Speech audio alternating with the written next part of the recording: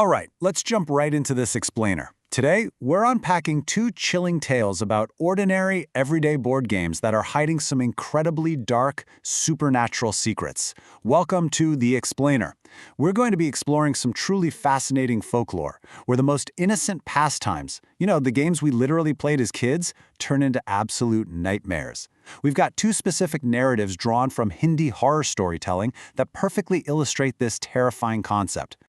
So, what happens when innocent childhood games become portals for the supernatural? I want you to take a second and imagine your safest, most nostalgic childhood memories. Picture gathering around a board game with your friends or family on a lazy, quiet afternoon. Got it? Okay. Now imagine that exact same safe space being totally corrupted by something deeply sinister. In the stories we're analyzing today, that comforting nostalgia is completely flipped on its head. It turns objects of joy into objects of absolute dread. Moving to Section 1, The Haunted Karam's Trap, focusing on greed and predatory evil. Our first story starts off with a pretty stark contrast in characters. We've got Chotu, who's a poor young boy, and Nidhi, a wealthy, let's say very arrogant girl, who actually cruelly denies him the chance to play her game, completely mocking his social status. So Chotu retreats to the edge of the forest in tears. He literally has nothing to pass the time. And that's when he's approached by a disguised witch. Seeing a perfect opportunity in human misery, she appears as this beautiful, kind woman and offers him the most magnificent carom board he has ever laid eyes on. But as we all know with folklore, gifts from mysterious figures in the forest, they're never truly free.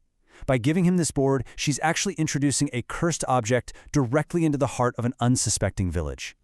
Now, the witch's trap relies on some very rigid, terrifying mechanics. It's basically a three-step process. Step 1, play the game. Step 2, lose the game. And Step 3, become possessed. The witch tells Chotu he can take the board home to play with his friends, but there is one massive catch. The board must absolutely never be scratched or broken. When Chotu brings it back to the village, everybody is just in awe. But here is where the story takes a nasty turn. Nidhi, that same girl who was bullying Chotu earlier, she suddenly and arrogantly demands to play with his beautiful new board. She is willingly triggering the exact trap the witch laid out. And this brings us to the terrifying reality of the curse.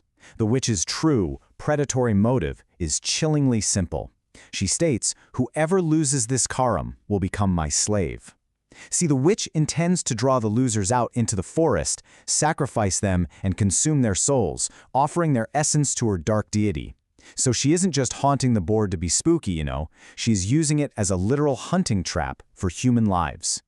Once Nidhi plays the game and inevitably loses to Chotu, the possession takes hold. And let me tell you, it is violent and it is absolute. She immediately stops speaking and listening.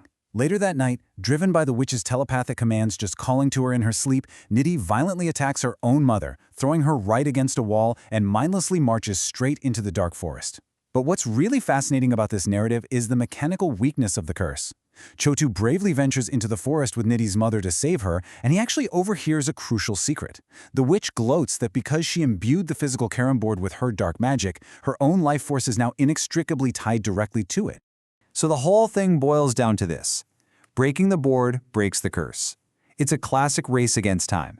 Just as the witch is raising her blade to sacrifice Nidhi from behind and consume her soul, Chotu realizes exactly what he has to do. He sprints all the way back to his house and violently smashes the magical carrion board to pieces. And get this, the very second the board shatters, the witch is instantly destroyed, literally turning to dust, and Nidhi is saved from a gruesome fate. The predatory evil is vanquished simply by destroying its physical anchor. How crazy is that? All right, moving on to Section 2, The Old Ludo in the Basement, exploring hidden tragedy and delayed justice. Think about your own home for a second. What's hiding in the dark, dusty corners of your basement or your attic?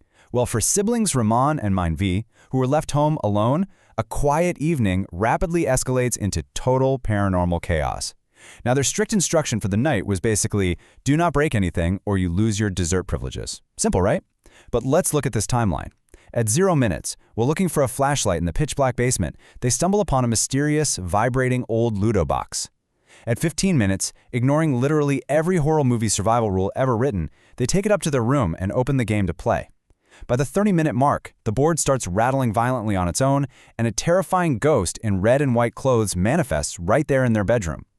This sparks a completely chaotic fight, where physical weapons like a cricket bat just pass right through her.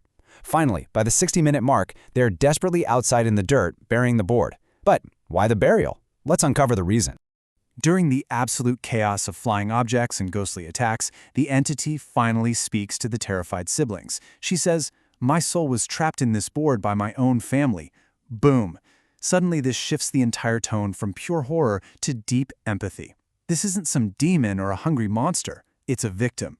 She reveals that she married a man she loved, totally going against her family's strict wishes, and in cruel retaliation, her own family murdered her husband, killed her, and then maliciously bound her tormented soul to this innocent childhood game. Notice the number 2 here. That represents the exact number of years of happiness this young woman got to experience with her husband before her family tracked them down and ruthlessly murdered them. It really adds this heartbreaking layer of cruelty to the whole haunting, doesn't it? Her aggressive, poltergeist-like behavior towards the kids wasn't about eating them or enslaving them. It was just the raw, unresolved trauma of someone who was violently denied their life and then trapped in a dark box for years. The spirit essentially tells the terrified siblings that she won't leave them alone unless they permanently bury the board. So Ram and Amanavi rush out into the garden and frantically dig a hole to bury the Ludo game deep in the earth. That frantic burial finally sets the tormented spirit free. Ultimately, unlike the predatory witch in our first story, this entity really just needed someone to help her find peace. She needed her makeshift, cursed tomb to be given a proper, final burial so she could finally escape her purgatory. Bringing us to Section 3, Witch versus Wandering Soul. Let's compare these two supernatural entities. These tales brilliantly illustrate how the exact same trope, a haunted board game, can convey vastly different meanings. Looking at the left side, the Karam Witch is highly predatory. She represents pure, calculated evil. Her entire goal is to enslave and consume humans, and she can only be defeated by violently breaking her anchor. Conversely, on the right, the Ludo Ghost is a tragic victim born from human cruelty. She isn't out to destroy innocent lives. She is seeking peace and closure, and she is ultimately freed through a sign of respect, burying the board. So you have one haunting driven by selfish malice, while the other is born from the heavy, heavy weight of human trauma. Moving to Section 4, the lesson of these stories. Let's look at what we actually learn from these cursed games. You see, these folklore narratives are about much more than just cheap jump scares. Let's quickly summarize the core themes embedded within them. First up is the high cost of arrogance, which is crystal clear when Nidhi's cruel behavior toward Chotu leads directly to her terrifying possession. Second, innocent objects can harbor dark histories. A beautiful new carom board or an old dusty Ludo box aren't always what they seem. Third is the heavy burden of unresolved trauma, which is beautifully and tragically depicted by the grieving ghost trapped in the Ludo board. And finally, we see the subversion of childhood safe spaces. These tales take the objects we trust the absolute most to entertain us and turn them into vehicles for terrifying life-or-death lessons. But hey, it wasn't all doom and gloom for our Ludo survivors. Remember how their parents explicitly warned them not to break anything while they were out? Well, fighting a vengeful ghost in your bedroom tends to cause a little bit of property damage. The source material actually ends on a surprisingly funny note. The kids survived the wrath of a tormented spirit, sure, but when their parents got home and saw the completely trashed house, they still grounded them and completely revoked their sweet privileges. I guess some things, like strict parents, are just way scarier than ghosts, right? Well, we've covered a lot today, from predatory witches leveraging human greed, all the way to tragic spirits just seeking some peace, all hiding right in plain sight within the games we play. So I'm going to leave you with this final lingering thought as we wrap up this explainer.